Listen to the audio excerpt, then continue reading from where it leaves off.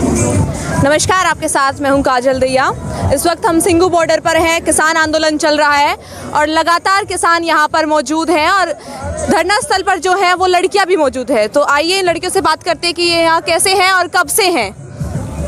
आपका नाम? मेरा नाम बुशरा है और मैं सोनीपत हरियाणा से हूँ जी। और अभी हम फ़िलहाल कुंडली मजदूर संगठन में काम कर रहे हैं और मैं भी एक मजदूर हूँ जो यहाँ फैक्ट्री में काम करती हूँ। क्यू लाइफ मास कंपनी है और मैं कंपनी छोड़ के लगातार यहाँ पे 10-11 दिन से बनी हुई हूँ और जब तक ये मूवमेंट बिल्कुल वापस नहीं जाता, अमेंडमेंट की और संशोधन की बात नहीं करी, पूरे तरीके से वापस नहीं जाता, हम लोग बिल्कुल भी हटने वाले नहीं हैं। और आज के दिन विश्वव्यापी हड़ताल का दिन था। हम लोग जितने भी कुंडली के मजदूर हैं, यहाँ पे कुंडलियों के जो फैक्ट्रीज़ है हमने सारी बंद करवा दी और सारे मजदूरों को हम यहाँ पे धरना स्थल पर लेकर आए, क्योंकि जो किसानों का मुद्दा है सिर्फ किसानों का मुद्दा नहीं है। इससे देश का हर एक तबका, चाहे तो मजदूर हो, चाहे किसान हो, चाहे शहर की आबादी हो, चाहे तो स्टूडेंट हो, हर एक इससे प्रभावित होने वाला है। क्योंकि अगर किसानों की फसलों को प्राइवेट हाथों में बेचा जाएगा और जिससे महंगाई बढ़ेगी, महंगाई का सामान कौन खरीदेगा? हम भारत के लोग ही खरीदेंगे। हम भारत के लोग ही महंगे दामों पर खरीदने के लिए मजबूर होंगे, जिससे हम बहुत ज़्यादा परेशानी में डूब जाएंगे। इवन हमारे मरने तक की, हमारे खाने पीने के लिए जहाँ पर खाना पीना नहीं, हमारे मरने तक की नौबत आ जाएगी। आप पीछे देख सकते हैं, बैकफुट में अभी रिसेंटली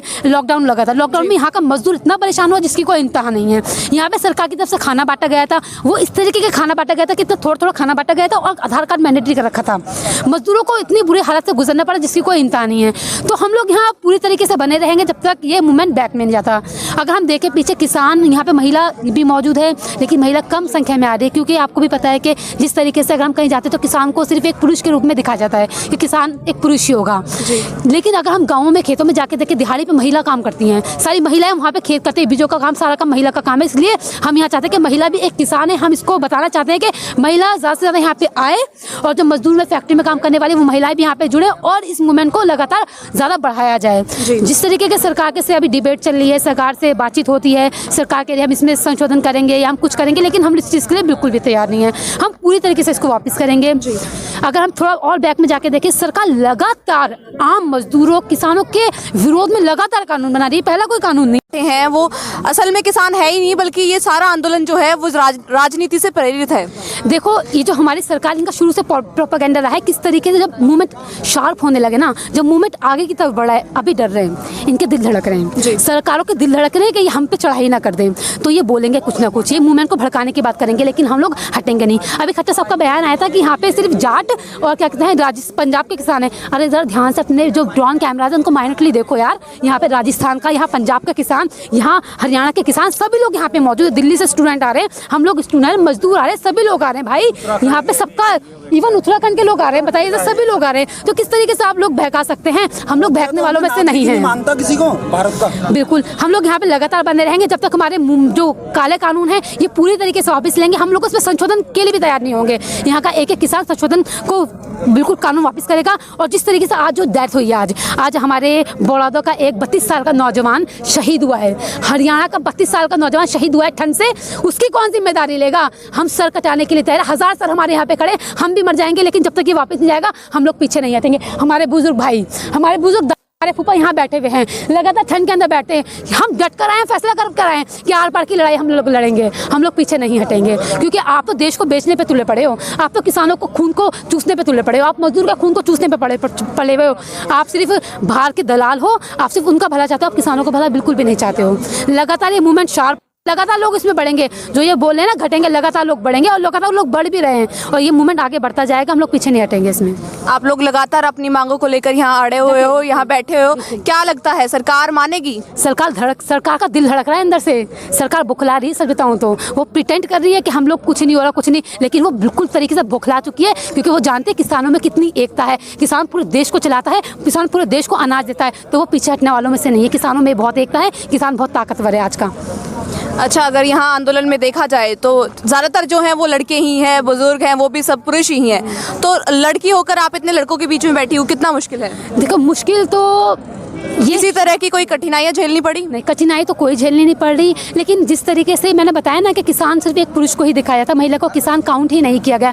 तो हमें महिला को भी किसान काउंट करना होगा।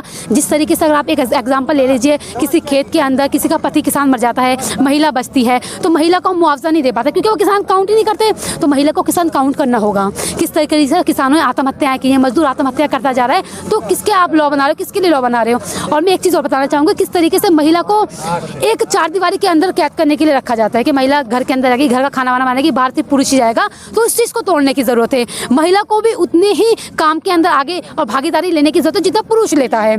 महिला को बिल्कुल अलग रखने की ज़रूरत नहीं है। महिला भी देश के अंदर उतनी है जितना पुरुष है। महिला भी इतना काम करती है जितना पुरुष काम करता है। लेकिन अगर हम मजदूर यहाँ फैक्ट्री में जाके देखें तो महिला को कम वेतन दिया जाता है पुरुष के अकॉर्डिंग, एज कम्पेयर टू पुरुष महिला को कम वेतन दिया जाता है। लेकिन हमें उसको भी इतना वेतन देने की ज़रूरत है क्योंकि पूरे देश की आधी आबादी महिला है। अगर महिला नहीं आएगी तो आधी आबादी से कोई फायदा नहीं है। पूरा अगर देश की एकता को लाना है तो महिला को आगे आना होगा। तो हम महिला को आगे लाने के लिए हमको क्या करना है? हम ऐसी महिलाओं को, हम ऐसे स्कूल बनाने की जरूरत है, पढ़ाई इक्वल पढ़ाई चलती हो। हमें महिलाओं के लिए क्या कहते हैं, साथ में काम करने के लिए उनको आगे लाना होगा। महिलाओं की इनकम को इंक्रीज़ करना होगा। इस तरीके के हमें काम करने की ज़रूरत है। अगर बचपन से ही महिलाओं को क्या कहते हैं, महिला को गुड़िया ला के देते हैं और पुरुष को देखेंगे बंदूक ला के देंगे, बड़े बड़े ट्रक ला के देंगे, तो शुरू से किस तरीके से डिवीजन क्रिएट किया जाता है महिला पुरुष के अंदर, शुरू से बच्चे को मर्द और पुरुष कैसे बनाया जाता है ये सिखाया जा रहा है। लेकिन हमें ये सीखने की ज़रूरत नहीं है। हमें नए कल्चर को डेवलप करने की ज़रूरत है। हमें भी महिलाओं को पुरुष के बराबर हक देने की ज़रूरत है। उनको भी वैसे खिलौने देने की ज़रूरत है। उनको वैसे ही बातचीत करने की ज़रूरत है। साथ में रहने की ज़रूरत है। साथ में बाहर जाने की ज़रूरत है जिस तरीके से पुरुष जाता है। तो हमें ऐसी संस्कृति लानी पड़ेगी, ऐसे समाज को डेवलप करना पड़ेगा जिसमें महिला पुरुष एक हो। ऐसी मेंटलिटी बनानी पड़ेगी। पितृसत्ता को तोड़ना पड़ेगा। वो इतनी जल्दी टूटेगी नहीं। बहुत बड़ी, बहुत पुरानी ये जड़ें हैं। इसको ख़त्म होने में टाइम लगेगा, लेकिन हम लोग पीछे हटने वाले नहीं हैं। हम लोग अपनी पूरी क्षमता लगाएंगे, अपनी भागीदारी पूरी देंगे। हम महिलाओं को बाहर निकालेंगे।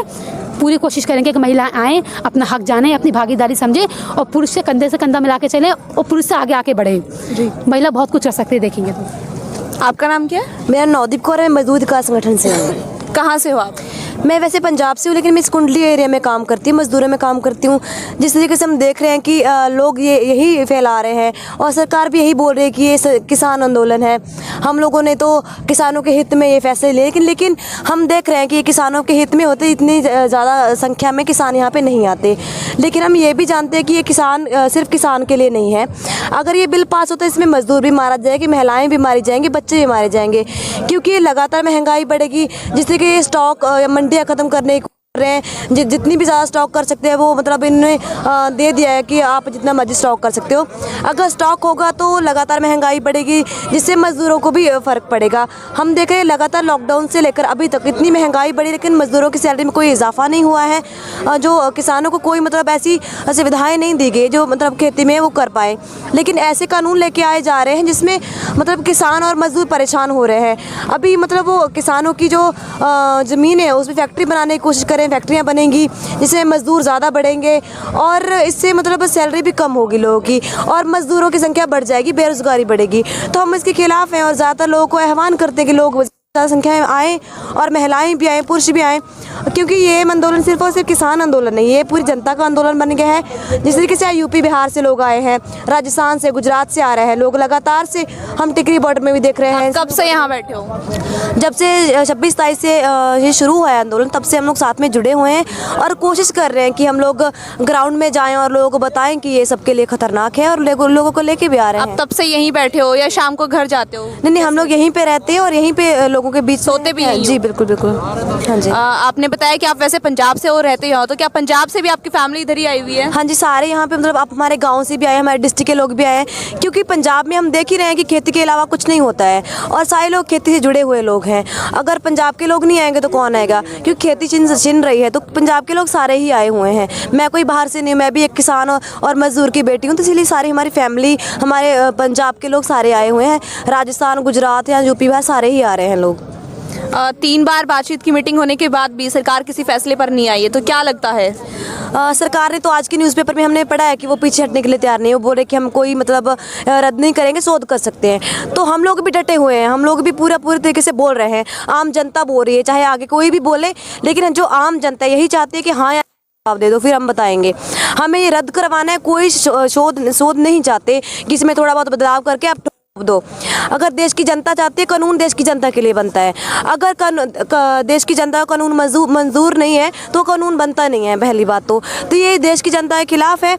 जब तक ये कानून वापस नहीं लिया जाता हम लोग यहीं पे रहेंगे, चाहे सरकार कुछ भी बोले।